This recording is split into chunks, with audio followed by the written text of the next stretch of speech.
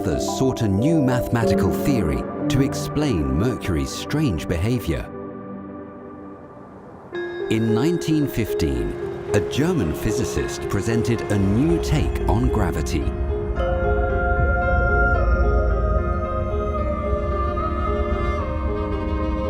Einstein's relativity absolutely transformed the way we think about the universe. To step out of this classical world of gravitation and be able to just turn that completely upside down and be able to come up with a mathematical formula, which is actually quite simple. General relativity treats space as deformable. Mass, from a grain of sand to the entire Earth, bends space. And all natural bodies moving through the universe will follow those curves. The sun doesn't pull on the Earth. The sun sits at the bottom of a gravitational well, and the Earth falls around it, traveling just fast enough that it doesn't spiral inward. In relativity, we saw a sweeping away of the old and ushering in of a new paradigm.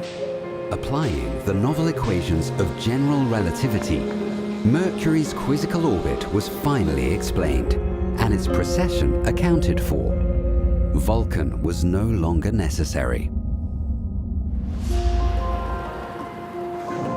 However, Einstein's theory would need a further demonstration to supplant Newton's work, which had reigned supreme for over 200 years.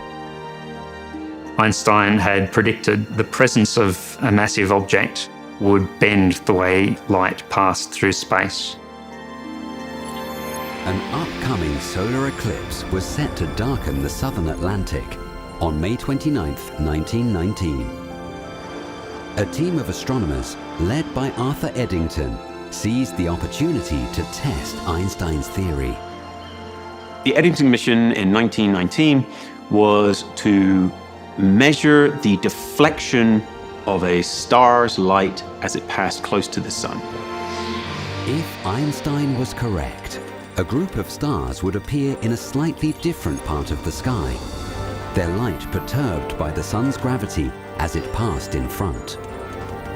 In 1919, the eclipse was special because this eclipse happened projected against the background of the so-called Hyades star cluster, a small concentration of stars that were the best studied stars to date. A first base of observation was established in Brazil, and Eddington positioned himself on an island off the coast of West Africa. The moon's shadow charged across the Atlantic. Each station only had minutes to capture the eclipse on photographic plates. Returning to England, both teams announced their findings. Einstein was right. This experiment was incredibly successful, and the deviations in the positions absolutely confirmed Einstein's predictions.